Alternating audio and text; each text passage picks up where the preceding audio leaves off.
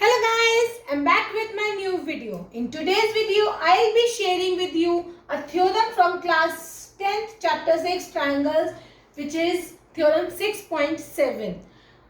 This theorem has no proof in your NCERT books, so you need not to perform it anywhere, but I'm just uploading it for your understanding, ताकि आपको जो आगे इससे related questions करने हैं उसमें आप इसको प्रॉपरली समझकर यूज कर सकें. So let's start with the concept. ये theorem क्या कह रही है कि if a perpendicular is drawn from the vertex of a right triangle, मतलब एक right triangle के vertex से. अब अगर मैं ABC को एक right triangle मानती हूँ जिसमें right angle किस पे बना हुआ है, B पे, तो इसके वर्टेक्स से, राइट एंगल के वर्टेक्स से अगर एक परपेंडिकुलर ड्रॉन होगा टू द हाइपोटेन्यूज. हाइपोटेन्यूज कौन सी होती है? राइट एंगल के ऑपोजिट वाली साइड को हाइपोटेन्यूज कहते हैं. तो अगर मैं ये कहती हूँ कि बी से मैंने एक परपेंडिकुलर ड्रॉ करा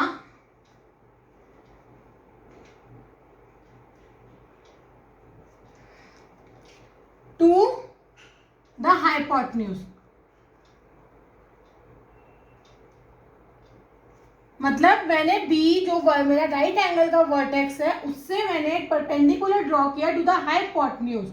तो जो दो ट्रायंगल्स, अगर मैंने इसको मार्क किया M, ठीक है, तो मैं क्या कह रही हूँ, जो मेरे दोनों ट्रायंगल्स बनेंगे on both side of perpendicular, मतलब ये वाला और ये दोनों ट्रायंगल्स जो परपेंडिकुलर के दोनों साइड रिस्पेक्टिव साइड्स जो दो ट्रायंगल बनेंगे वो सिमिलर होंगी to the whole triangle. Individually ये वाला ट्रायंगल पूरे ट्रायंगल के सिमिलर होगा, ये वाला पूरे ट्रायंगल के सिमिलर होगा, और ये दोनों आपस में एंड टू ईच अदर आपस में भी सिमिलर होंगे. तो अब हम इसमें आगे इन्हीं को इंडिविजुअली प्रूव करेंगे. तो अब हमें गिवन क्या है, अगर हम अपने गिवन पे चले, ट्रायंगल ABC एक राइट एंगल ट्रायंगल है जिसमें एंगल B जो है वो 90 डिग्री है. हमने कंस्ट्रक्शन क्या करी, कंस्ट्रक्शन भी नहीं बोलेंगे इसको हम, क्योंकि हमें परपेंडिकुलर तो ड्रॉ करना ही है, तो ये हमारी कंस्ट्रक्शन नहीं है. तो हम यहाँ पे इसको बोलेंगे कि BM हमने बनाया perpendicular to AC such that angle AMB is equals to angle CMB is equals to 90 degree. ये परपेंडिकुलर बनाया जिसकी वजह से क्या हुआ, AMB 90 हुआ और CMB भी 90 हुआ. तो अब हमें प्रूफ क्या करना है, to prove triangle AMB similar to triangle ABC.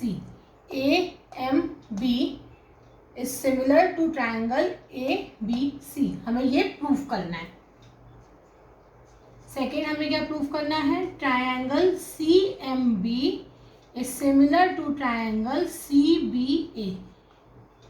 अच्छा, मैं यहाँ पे CBA की जगह ABC भी लिख सकती थी. मैंने CBA क्यों लिखा, क्योंकि मुझे कॉरस्पॉन्डिंग मुझे पता है कि दोनों जगह C एंगल है. तो यानी कि अगर मैं इसको प्रूफ फिलअप करूंगी तो मेरा C एज एन कॉमन आ सकता है. लेकिन अगर ये इधर होता तो हमारे ट्रायंगल की नेमिंग जो है गड़बड़ा जाती, इसलिए मैंने इसको इस तरह से लिखा है. तो यहाँ पे ऐसे C है, दोनों 90 डिग्री वाले बीच में है और नॉन कॉमन जो है वो साथ में है. ऐसे ही ऊपर A कॉमन वाले, दोनों 90 डिग्री वाले और रेस्ट रिमेनिंग लास्ट में. थर्ड चीज हमें क्या प्रूफ करनी है, triangle AMB similar to triangle BMC.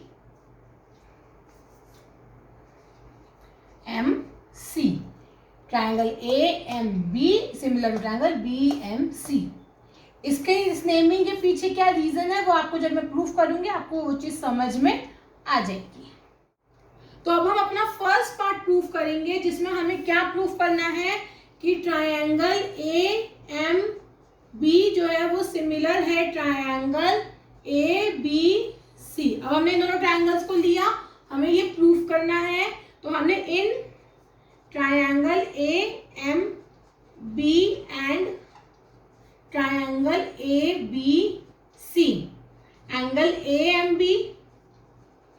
Is equals to angle ABC is equals to 90 degree. Reason आ गया ईच 90 डिग्री।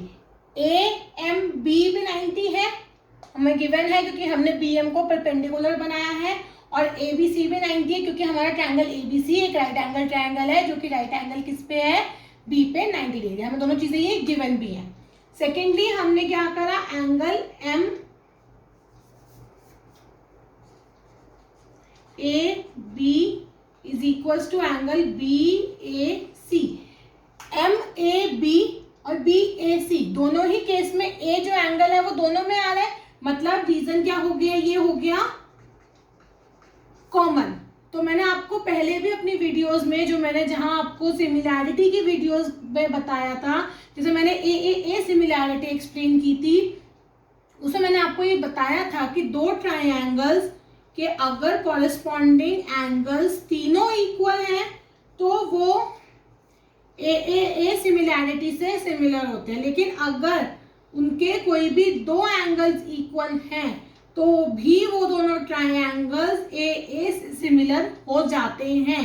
तो यहाँ पे भी हमने दो एंगल्स को इक्वल प्रूव करा, तो हमारे दोनों ट्रायंगल जो है वो सिमिलर हो गए by criteria of A similarity, by A similarity. अच्छा, अब जब मैंने इन दोनों ट्रायंगल्स को सिमिलर बता दिया, अच्छा मैंने आपको एक चीज भी बताई थी कि अगर एक ट्रायंगल, दो ट्रायंगल्स को मैंने ए से वो सिमिलर हैं तो उनकी कॉरेस्पॉन्डिंग साइड्स का रेशियो भी तो इक्वल होगा। मतलब कि अगर ये दो ट्रायंगल सिमिलर हैं ए सिमिलैरिटी से, तो अगर मैं कहूँ कि इज ABCPQR ये दोनों ट्रायंगल सिमिलर, तो इनकी रिस्पेक्टिव कॉरेस्पॉन्डिंग साइड्स का रेशियो इक्वल होगा ही होगा, क्योंकि हम इन ट्रायंगल्स को सिमिलर कह रहे हैं।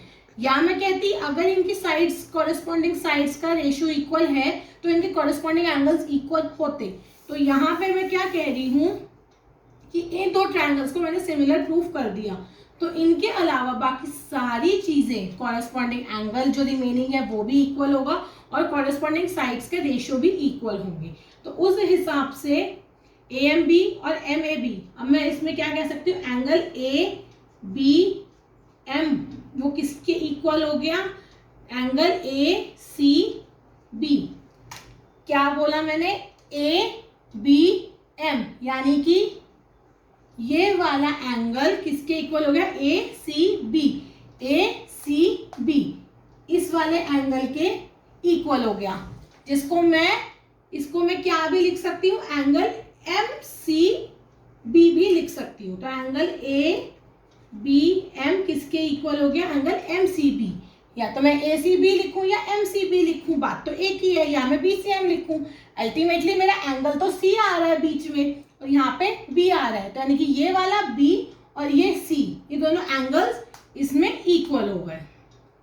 तो आपको फर्स्ट पार्ट क्लियर है। फर्स्ट पार्ट में हमने AMB को सिमिलर करना था ABC के, जो हमने कर दिया, मतलब हमने फर्स्ट वाले ट्रायंगल को पूरे ट्रायंगल के सिमिलर प्रूफ कर दिया।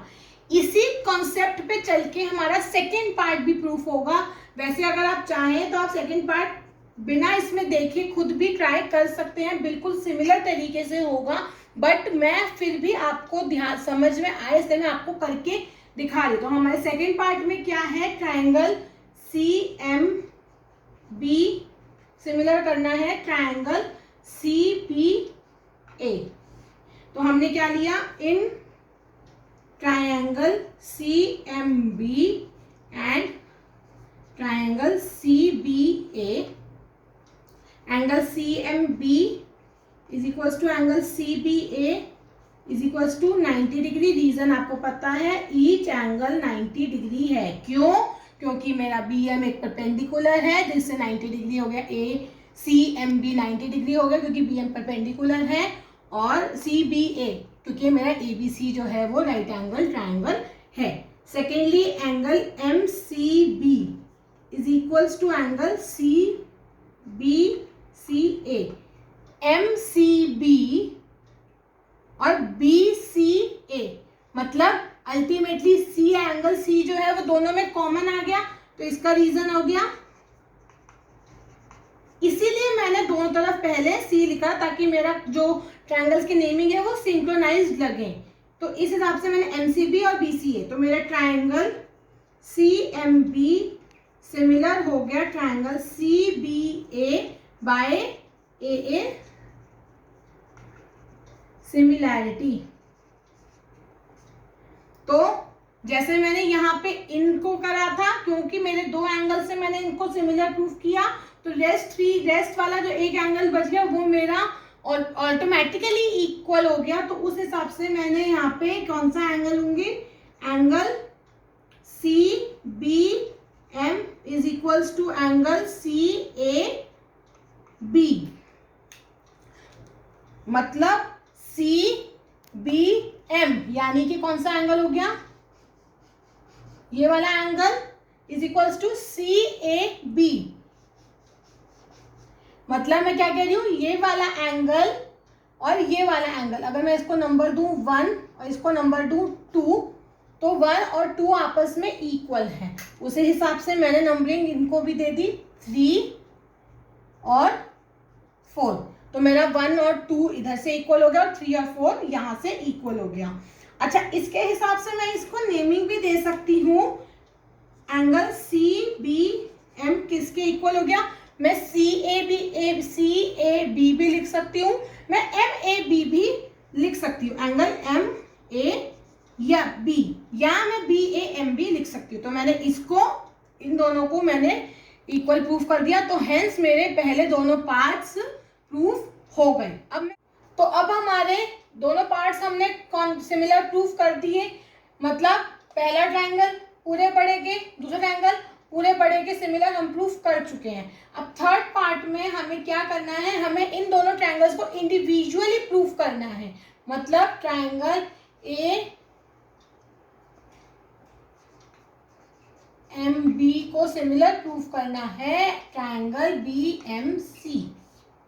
ठीक है, तो हम क्या लेंगे, हम ट्रायंगल लेंगे, in triangle A M B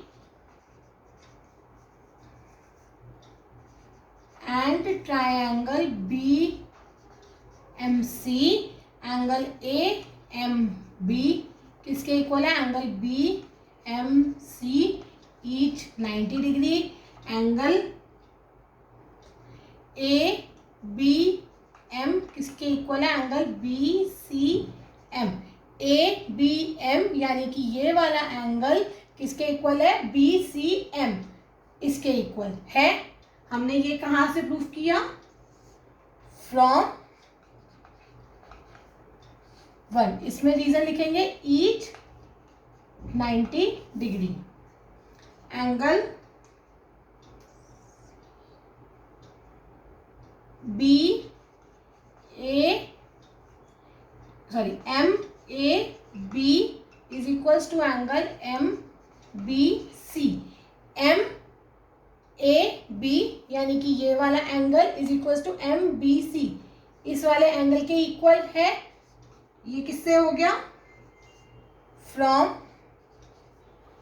2, मतलब हमने इसके तीनों रिस्पेक्टिव एंगल्स को इक्वल कर दिया, तो हमारा triangle A M B similar हो गया ट्रायंगल बी एम सी के बाय ए हमने, क्योंकि तीनों एंगल्स पे इक्वल प्रूफ कर दिया, तो by A similarity, hence proved, हमने अपने तीनों पार्ट्स को प्रूफ कर दिया। तो हम ये कह सकते हैं कि अगर एक राइट एंगल ट्रायंगल है और उसमें एक परपेंडिकुलर राइट एंगल के वर्टेक्स से हाइपोटेन्यूज पे हम ड्रॉ करें, तो जो दो ट्रायंगल्स होते हैं, बनते हैं उस परपेंडिकुलर से, वो दोनों ट्रायंगल्स आपस में भी सिमिलर होते हैं और वो इंडिविजुअली पूरे हमारे राइट एंगल ट्रायंगल से भी सिमिलर होते हैं। I hope this theorem is clear to you all. The questions based on this theorem are there in the exercise 6.5. So please practice those questions, and if any query arise, do comment me on my comment section of any video. So practice more and more questions and stay tuned. Bye bye.